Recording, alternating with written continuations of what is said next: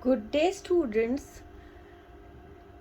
MA previous students, we are discussing and summarizing Intimation of Immortality from Recollection of Early Childhood. So, we are analyzing this ode. I am reading the lines. The rainbow comes and goes, and lovely is the rose. The moon doth with delight look round her when the heavens are bare. Waters on a starry night are beautiful and fair.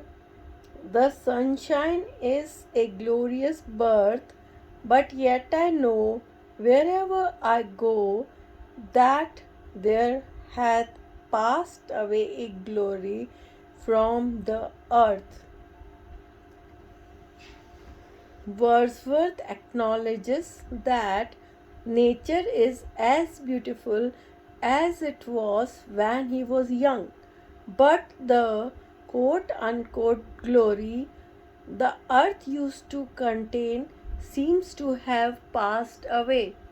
So, this is important, and I'm repeating it.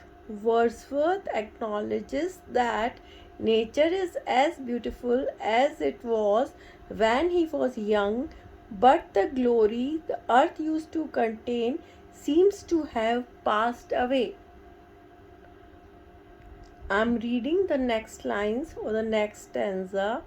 Now, while the birds thus sing a joyous song, and while the young lambs bound as to the tabor sound, to me alone there came a thought of grief. A timely utterance gave that thought relief, and I again am strong. The cataract blow their trumpets from the steep. No more shall grief of mine the season wrong. I hear the echoes through the mountain throng. The winds come to me from the fields of sleep, and all the earth is gay. Land and sea give themselves up to jollity, and with the heart of May doth every beast keep holiday. Thou child of joy, shout round me, let me hear thy shouts, thou happy shepherd boy. Wordsworth now acknowledges that the fault lies within him rather than in any change that has come over the world. We are not in the realm of social or historical analysis here, but personal, subjective feeling. How many of us feel that the world has changed since we were a child and that it has lost its way? It seems less magical, yet to younger generations it is doubtless filled with the same wonder we once had for it. In response to Morrissey's question, has the world changed or have I changed? We feel confident answering in the case of Wordsworth with a resounding "you have."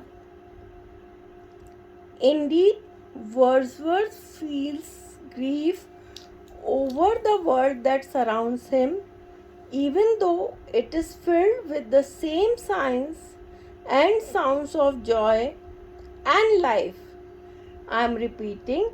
Indeed, Wordsworth feels grief over the world that surrounds him, even though it is filled with the same signs and sounds of joy and life.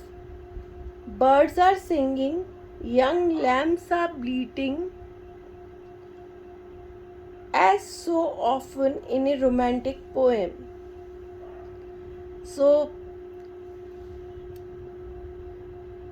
the same feeling is in To a Skylark. So, To a Skylark is another example where the poet calls upon the lark to sing to him so the poet can be inspired by the sound.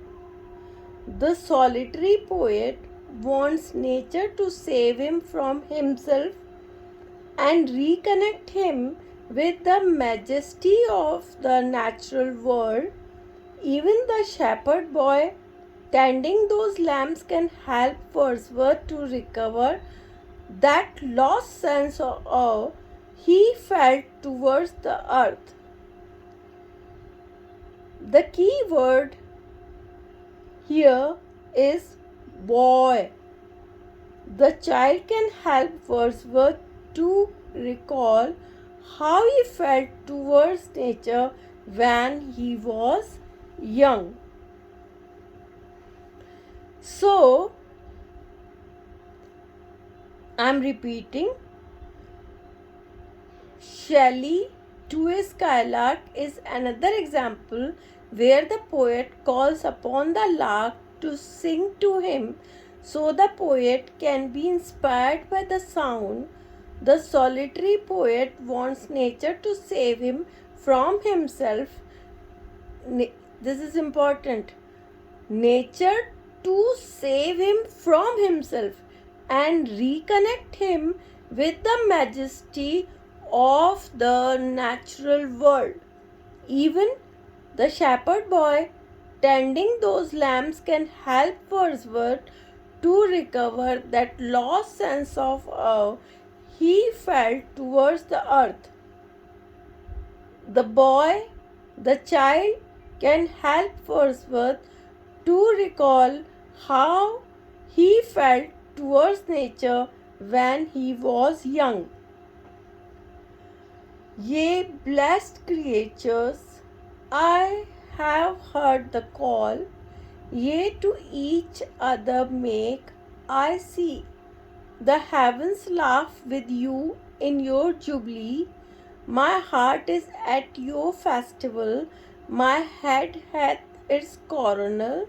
The fullness of your bliss I feel it all. Oh, every day, if I were sullen, while earth herself is adorning this sweet May morning, and the children are culling on every side. In a thousand valleys far and wide, fresh flowers while the sun shines warm, and the babe leaps up on his mother's arm. I hear, with joy I hear. But there's a tree of many one, a single field which I have looked upon. Both of them speak of something that is gone. The pansy at my feet doth the same tale repeat. Whither is fled the visionary gleam? Where is it now, the glory and the dream?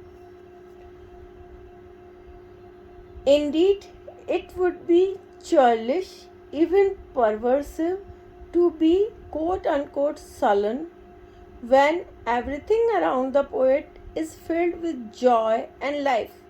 Yet Wordsworth knows of a tree and a field which both quote speak of something that is gone unquote. Something has been lost. This is important. Something has been lost. What happened to the quote visionary gleam unquote or glow that suffused everything when he was younger? Where has it gone? Where has it gone?